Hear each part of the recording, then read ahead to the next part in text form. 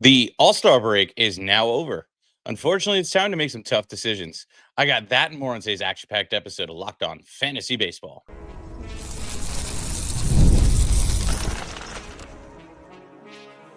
You are Locked On Fantasy Baseball, your daily fantasy baseball podcast. Part of the Locked On Podcast Network, your team every day. Hello, fantasy baseball fanatics, and welcome to the Locked On Fantasy Baseball podcast, brought to you by Locked On Podcast Network, your team every day. As always, we're your number one source for fantasy baseball knowledge, and thank you for making us your first listen each and every day. I'm your host, Matthew Ane. If you're watching on YouTube, make sure to hit that bell below to subscribe to the channel and give you a notification every time we drop a new episode. And if you're listening on Apple, Spotify, or wherever you're getting that audio source, make sure to hit that subscribe button, leave us a 5-star rating review, and, just enjoy the content daily. Today's episode is brought to you by FanDuel. Right now, new customers can get $150 in bonus bets when your first $5 bet wins. All right, and I got a great episode for us today. Look, All-Star break is over. It's time to figure out, okay, who is actually going to contribute, who's going to bounce back, who's going to be worth the stash, etc. And, time to make some tough decisions and cut the dead weight. What are we doing here? And that's what we're here to do today, right? Figure out, okay, who do we need to cut and who's going to be, who's worth kind of holding on to, essentially. So I got 10 names that, are going to help us out. Pretty much 5 hitters, 5 pitchers, like always. And, some good questions out there. And we're going to start off with a catcher that I liked coming into the season. That's Shea Langeliers of the, I want to say Oakland, but it's now Las Vegas Athletics. And he's been absolutely horrible after the hot start he had in the season. Over the last month, he's really batted, 3 runs, 2 bombs, 4 ribs, batting 162 on the season. Even an OPS of 578. Like, things are just not hot, hitting 226 on the total season. And a lot of that production is just pretty much gone that we saw early off in the season. And it's kind of disappointing. Average exit velocity is definitely down, even though it's still at 90.7 miles an hour. The xWOB is at 316. The expected batting average is at 248, which is better than what he's posting, but still, whatever. I want to see it on paper at this point. Yeah, he's barreling and creating hard contact at a good rip, but the launch angle's in the toilet. He's chasing a boatload. He's whiffing a boatload. And he's, not walking enough to match the strikeouts as often as he's doing it. So I'm a little disappointed in those regards. He is straight up struggling against breaking balls. He's hitting a 157 against that. Fastballs, he's doing okay. He's batting 241.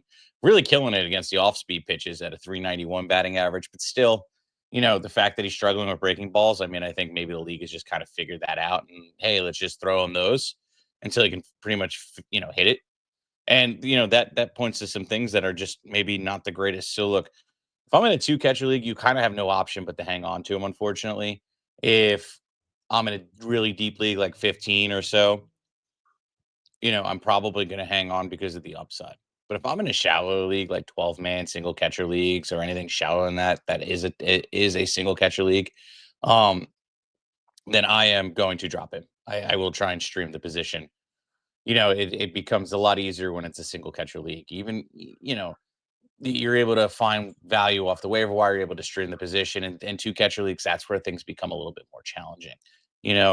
You kind of, look at it this way: your top 24 teams, top 24 catchers are off the board.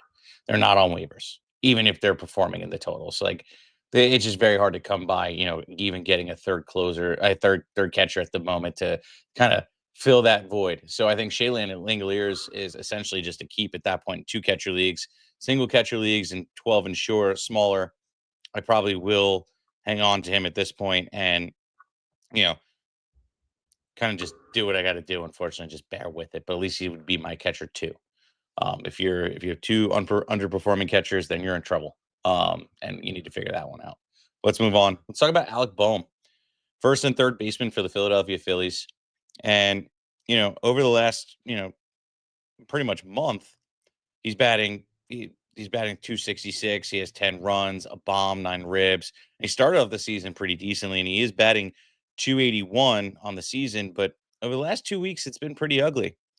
Batting 259 over the last 2 weeks, batting 200 over the last week. Yeah, it's smaller sample size because the weeks are shrinking because of the All-Star break, but still, just hasn't really been performing.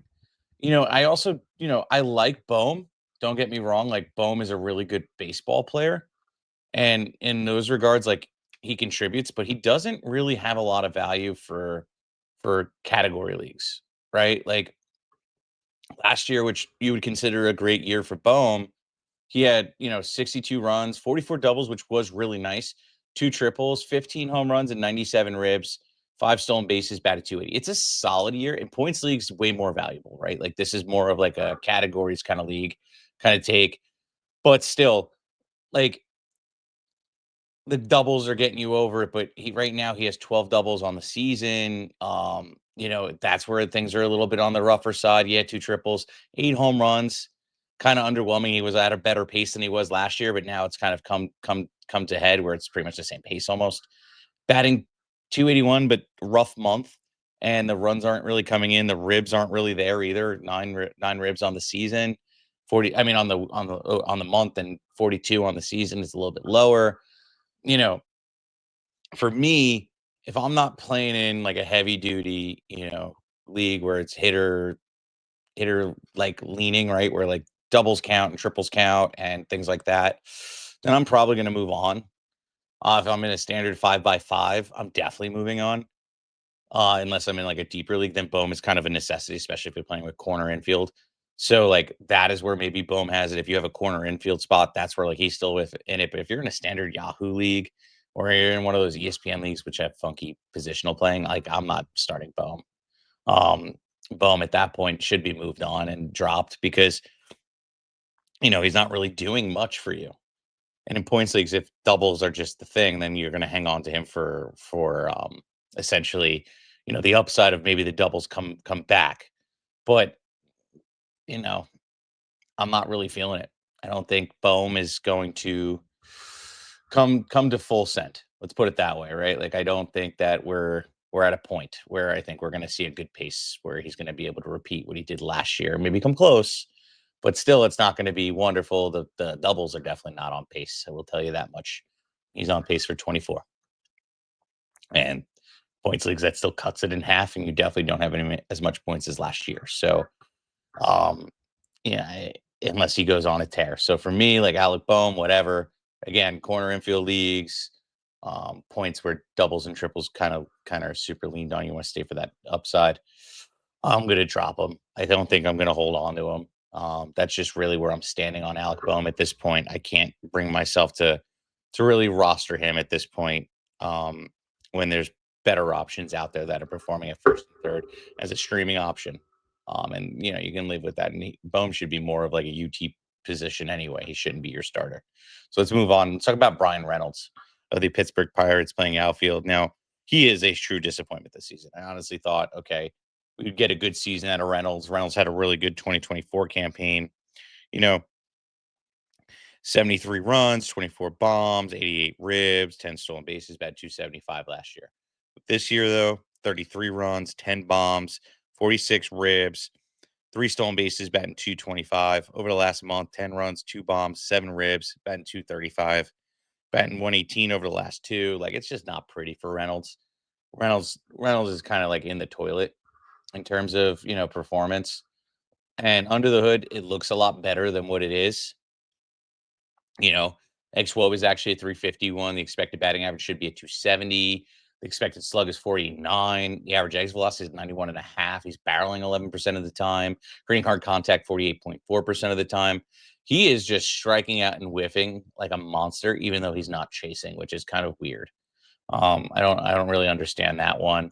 Um, you look at just like, how he's handling each pitch, really crushing the fastball, but the breaking ball and off speed pitches are really just not really finding him where he had success, at least last year, against the fastball and off speed pitches. This year, he's not having success against the off speed pitches. And he's even worse this year against breaking balls. So hopefully things can kind of turn around in those regards. But right now, it doesn't seem likely. But if he can start figuring it out, maybe this all-star break is a good break for him, then maybe we could turn it around. Reynolds is somebody that, if I'm in a position where I have like a roster, like where I'm locked into the playoffs, I don't think there's a way I can fall out statistically, unless you have like a really, really bad second half. I might stash him. I might try to acquire him. Um, you know, for me, I don't, and if I'm in fighting for a spot, I might try and hold if I can, like if I have deep benches and things. But I wouldn't blame you if you moved on. Like if you're in a shallow league, or if you're in a spot where like, yo, you can't afford to carry a guy like this, then I completely understand that Reynolds is a drop. But ultimately, I would try to hold on just based off of the underlining stats because maybe he isn't totally cooked. We'll see. But coming up next, we got guys like Logan O'Hoppe, Luis Arráez, and pitchers all coming up in the second half of the show. Coming up next. Okay, summer sports are in full swing. Whether you're all about baseball and the delights, golf on the green, high stakes soccer action, FanDuel is the best way to make every game more exciting. You already follow the action. Why not make it a little more thrilling? With FanDuel, you can get in on the game while your friends are getting sunburn at the beach. I've been using FanDuel to track my favorite matchups, and the app keeps it fresh with new daily promotions and fun ways to bet. It's easy to use, fast to pay out, and makes every regular season game feel like a must-watch event. Whether I'm placing a same game parlay or watching a bet ride into the ninth, FanDuel makes it feel like I'm part of the action. New to FanDuel, new customers can bet $5 and get $150 in bonus bets if your first bet wins. Open the FanDuel app today or visit fanduel.com to get started today.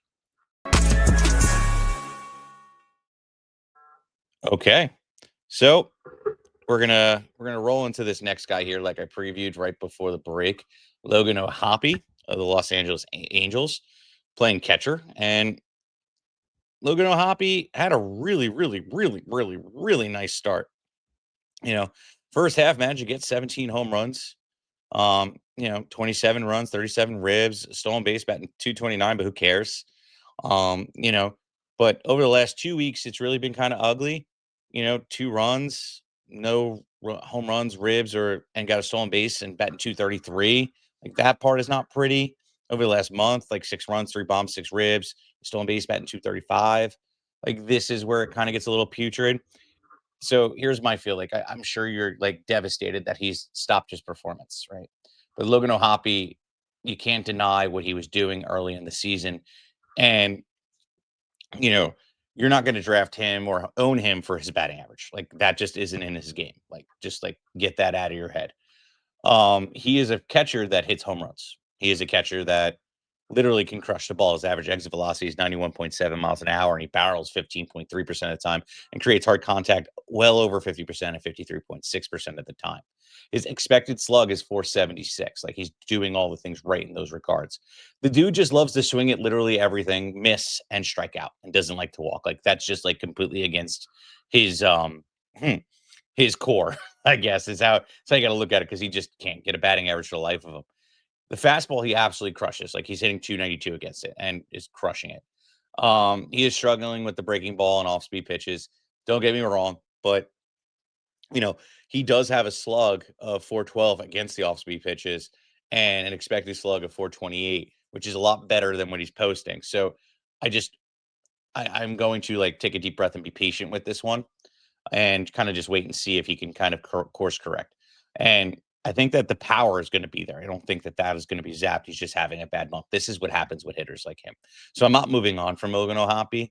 I just understand that there's fears regarding him and that we should just hold on and be a little bit more patient because if I can get another 10 home runs to 13 to 15 home runs or even the same second half pace that he had in the first, um, that is way more valuable than a lot of catchers in the league. You're not going to get that kind of power from that position. So Logan O'Hoppe, I feel, has a value and has a ceiling that a lot of pitchers dream of them getting there, like a Langeliers that we talked about in the first half. But Langeliers just can't seem to get things together, whereas O'Hoppe has had a stellar first half. Um, it is what it is. Let's move on. Let's talk about Luis Arraez of the San Diego Padres playing first and second. Now, over the last month, he has about 8 runs, 2 bombs, 9 ribs, a stolen base, batting 294. Last 2 weeks, a run, a bomb, 3 ribs, a stolen base, batting 282. So look, this dude literally loves to hit for average. That's like his MO. All right. Like that is just what he does. I think he is a career 317 hitter. and this is a career low for his batting average of 279 on the season. So, you know, we're just in the road of things, but obviously the batting average will come. But the thing about him is he's very capped, right? Like he's on a team that, should drive him in and get him a better pace than what he's seeing right now. But it's not really like too great. Like maybe he'll get 80 to 85 five runs, which will be wonderful. Doubles, he does hit for that, and he's really good for points leagues and such. But big but, you know, the power is definitely capped. Like he has a career high of 10 home runs. The ribbies are definitely capped because where he's going to hit in that lineup, he doesn't really steal bases. So it's very empty, um, you know, kind of contribution in those category leagues. He's really good for like corner infield leagues and things like that. If I have to start him at first or second, it's because I really have had a bust at the position. Like if I'm dealing with like an Ozzy Albies, for instance, then yeah, Arráez then would have to start. But it's you're very limited. You're going to get production runs, you're going to get production in average, and that's about it. If you're in a points league, he definitely holds a little bit more favor because he doesn't really strike out. Um, he walks when he wants to walk, but those opportunities really just don't really come. He does hit doubles, triples are there. He has four on the season already, but you know, it's going to be still very capped, and it's at a point where like, hey, like, you know, is he the right choice for me in a categories league? Probably not. Again, not unless you have corner infields and you're in a deep league or you're dealing with an Ozzy Albies and he's your replacement. Other than that, like I don't really care. I won't roster him at this point. The upside is capped, and I'll try and stream the position and kind of ride the hot hand at this point. Like, but it's up to you. Like you want constant contribution. You want him to be your backbone of your batting average. Then yeah, I totally support that. But for me, it is what it is. But let's move on. Talk about Gavin Williams, other than Cleveland Guardians, starting pitcher. And he's had a very up and down month. Last start wasn't hot. Went out against the White Sox of all teams where I feel like I can go out there and pitch a great game. Went 5 innings, had a 5.4 ERA, gave up 5 runs, had 5 strikeouts and a 1.8 whip. Week before, though, handled Detroit like a king. 6 innings, got the quality start, no earned runs, 8 strikeouts, 0.67 whip. Then got lit up against the Cubs, got lit up against Toronto, handled San Fran. Seattle bullied him a little bit, and he only was able to go 4. Same thing with Houston. So, like, he's been very up and down. And the reason why I'm talking about him is he's very tempting in his name, and the season stats, I don't feel it's telling the whole story. So you look under the hood too with Gavin Williams, and there's just some things that just like I'm not liking, like his fastball, breaking ball, and off speed pitches to pretty much everything, or as flat as can be. It's not even like you could say, oh, it's a mosquito bite, like nothing. Like he is flat as can be. His fastball is moving fast at 96.5 miles an hour, but you know, he's not getting guys to chase. Yeah, he's creating whiffs, but he's not really striking guys out at a good rip. He's walking guys like crazy, allowing guys to barrel nearly 10% of the time, creating hard contact against him 40% of the time, not producing enough ground balls, all things that I don't like. Um, it's like a what's the word I'm looking for? A formula for an implosion. His four-seam fastball, which he leans on a lot, he throws it 40% of the time, has a batting average of 288 and an expecting batting average of 295, which is not good. If he persists on throwing it, it's going to keep having him have inflated ERAs. His sweeper is getting success with. That has a 198 batting average against him, and he throws that 21% of the time. Maybe we should do a little bit of a switch there. And then the curveball's getting success too. He throws that about 20% of the time, but it's not enough. Like he needs to throw less fastball and start mixing in a couple other things. Even his cutter is doing well. Like he needs to mix those pitches in, and then we might be able to see more success from his fastball. But like I'm just like kind of like frustrated with him. I don't think he's really pitching to the best of his abilities. Pitch mix is kind of looking like crud. Why would I lean on a fastball that's just not being successful, especially since I'm not getting a lot of movement? What is the deal? So for me, he is a drop. I mean, he's already 45% owned. Um, if I can't trust him against the White Sox, what can I trust him against, right? Like I'd rather have him be on somebody else's team and crush and go against me than, you know, pretty much just imploding on my team. Like I'm good. I don't want that. So if I can't trust him, I don't want him. Coming up next, I got guys like Taj Bradley, Dylan Cease, Tanner Bibee, and Tanner Scott. And like, what am I doing with these guys? Can we trust them for the rest of the season? All coming up next.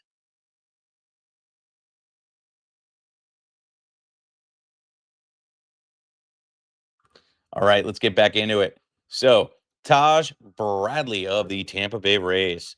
Now, Taj, I like. He's starting pitcher. I liked him as a youngin. I liked him, period. But what do we do with him? He has a 4.6 ERA on the season through 103 innings pitched, 89 strikeouts, 5 wins, and a 1.27 WHIP. Over the last month, he has a 5.40 ERA. Over the last 2 weeks, a 3.09 ERA, and it's very like up and down, up and down. Some starts are good, some starts are absolutely implosions. He's very volatile at the moment, and you know what? I don't really know how I feel about him. In all honesty, like he's imploding your weeks. He had a 40 ERA 1 week, an 8.44 ERA a couple weeks ago. It's just not pretty. He's not getting good movement on his fastball. He's not getting good movement on his off-speed pitch. His breaking ball, they're looking pretty good. His fastball velocity is sitting at 96 miles an hour, but it's flat as could be. The average exit velocity is down, especially since, he's pitching at home in pretty much a AAA park. It's 89 miles an hour. I'd like to see a little bit less, but he's not getting guys to chase like I would expect or creating the whiffs or getting the strikeouts like I thought he had in his profile. He's walking guys nearly 10% of the time. Now, not allowing guys to barrel, not giving up hard contact, creating ground balls, all good stuff. Those are stuff is why we're seeing successful outings as well. But things are still a little bit on the rougher side. Look, his fastball is getting hit at 284, and he throws that 46% of the time. His cutter, though, is getting hit at 228. And he's only throwing that 21% of the time, along with his split finger and his curveball. Those are all having success. He should mix those in a little bit more and take away from the four-seam fastball and see if we can get a little bit more, a little bit more work done to him to get the movement back. The off-speed pitches are just not great either. So let's see what he can do with the breaking balls. But for me, Taj Bradley is really a drop. Unless it's a really good matchup, like a White Sox matchup, then I'll roll him out there. He handled Boston pretty well. He handled Kansas City well. Handled the Mets, which is interesting. Like some of these matchups are good. Handled Houston. Like gets lit up against Miami. Gets lit up against Baltimore. Gets lit up against Baltimore again. Lit up against Minnesota. Like it's weird. It's random. And like, again, it has to be a cupcake matchup, which even the Miami one, why can't he handle it? I don't know. But those are the kind of ones I'll take a risk on, but he's a streaming option. And then you can decide, do you need him? And if you don't need the start, you don't risk it. Those are the things. So Taj Bradley is just somebody that really just, you kind of got to stream, and I really don't want him on my team full time. All right, let's move on. Let's talk about Dylan Cease. Dylan Cease, another guy that is a controversial name. Let's get into him. Dylan Cease, literally over the last month, has a 4.88, a 5.56 ERA through 22 innings pitched. Got 1 win, 24 strikeouts, and a 1.32 ERA on the season. It's really not that much better. 103 innings pitched, 3 wins, 129 strikeouts, 4.88 ERA with a 1.33 WHIP. Not great. And that's after following in an awesome year, where he had 224 strikeouts and a 3.47 ERA, which I think is the ceiling for him. But if he's performing like this isn't good. Now, let's look under the hood. This is where things get a little ambiguous, right? So his expected ERA is actually 3.65. His expected batting average is 2.32. Fastball velocity is up there. It's at 97 miles an hour. But he's giving up hard contact nearly 90 miles an hour. He's getting guys to chase at a good rate, creating whiffs and creating strikeouts. But he's walking guys at an insanely hard rip. Allowing guys to barrel 10% of the time, allowing hard contact 42% of the time, and really not even producing ground balls. That is the rough part. And he's also getting protection by pitching in San Diego. So I don't really like that. His fastball is flat as can be. Like it is flat. Now, luckily, he's still having somewhat success. It has a 258 batting average, which is okay. But still, when you're throwing it 40% of the time, maybe let's mix in some other things. But his knuckle curve is getting smacked around. So is his sinker. So he has a changeup and a sweeper that barely throws that maybe we should mix in a little bit more to mix things up because the slider, even though it's fantastic, can't get the job done full time.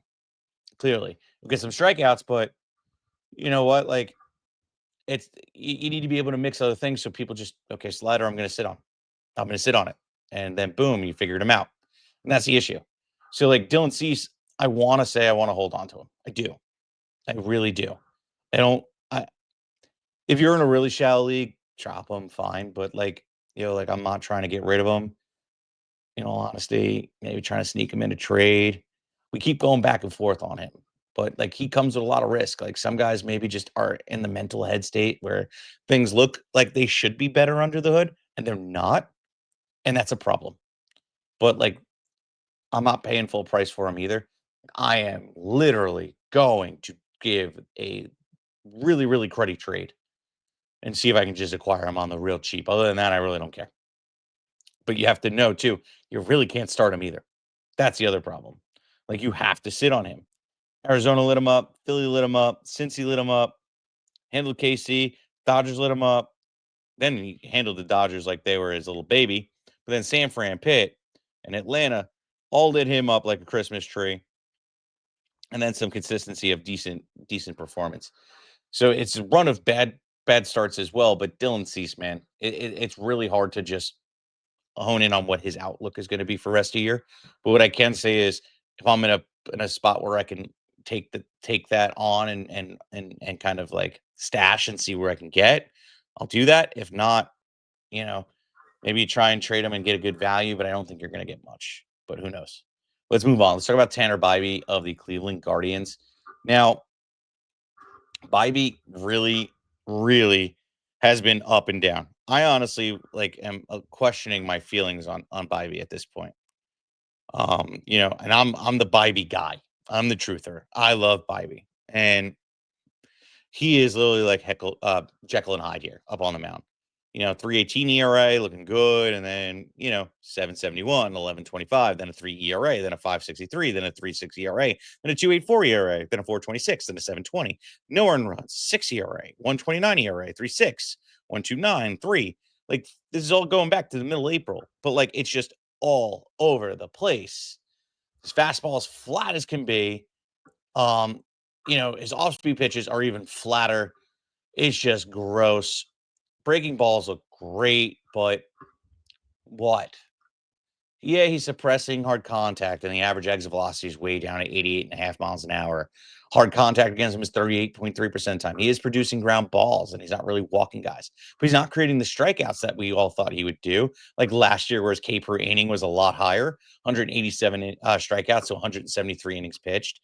Way down this year, he's off of it by like 14, so well under pace with the 4.29 ERA. I just want to see more. Like I would love to see that xERA come out in the second half, and I'd love to see him kind of get a course correction. Is it possible? Sure. I'm not dropping him, unfortunately. I can't. He was a top end pick, and quite honestly, I still feel there's a little bit of that gilly in him where we're going to see that success. We need for him to kind of just step up to the plate here. Maybe the second half we see some adjustments and go. So I'm holding on to him, and unfortunately, I can't do anything about it. You just kind of got to ride the wave, and hopefully he bounces back. Only time I'd say drop him is if you're in the championship somehow, and he's already pitched for the week and he's done. So only time I'm dropping him. Other than that, you kind of got to ride because if he bounces back, you're going to pay for it because he does have the upside to do so. Let's move on. Let's talk about Tanner Scott. Tanner Scott here. This is where he's the last guy. If you're here this long, thank you for hanging out. Relief pitcher for the Dodgers. Look, his ERA over the last month is a 5.23. Okay, not good. Got destroyed against San Francisco, destroyed against Milwaukee, destroyed against Houston. And the other key part is he's only got one save over the last 2 weeks. There's plenty of options out there. And even though Tanner Scott is good, the leash isn't that long. Like it's actually quite short. There's other names behind him that can easily take that job and take the saved opportunities away from him. It's not like he's the full-time closer anyway. He is in a committee and they can roll on any of these guys at any point. So Tanner Scott for me is just like a whatever drop. Like he's only on your team if you need a real extra bonus, but he's doing more hurt than good at this point. So for me, he's a drop. The explosion of ERAs and things like that, just not feeling too good. So for me, he's a drop. Guys, thank you for hanging out with me. I'll be back Tuesday. Don will be back on Monday. Uh, you know, going on vacation, so things are gonna get a little mixy, and then pretty much next week it'll just be like pretty much one episode of us together. I'm traveling for work too, so you'll get me while I'm on the West Coast too. But anyway, please like, subscribe, comment, rate, review, do everything you can to share this show. And if you want a little bit more than what we offer in this 30-minute podcast, check us out on the Insider Track, where you'll be able to stay ahead of your whole league. Get questions answered, get prospect call-ups, highlighted stats, waiver wire rankings, all that wonderful stuff. And when you're done, thank you for making Locked On Fantasy Baseball your first listen each and every day today. For your second listen today, I want you to check out Locked On MLB Game Night. Every game, every night, all season long. Get local analysis on national scale. Find MLB Game Night on Locked On MLB on YouTube or wherever you listen to your podcast. With that being said, guys, peace out.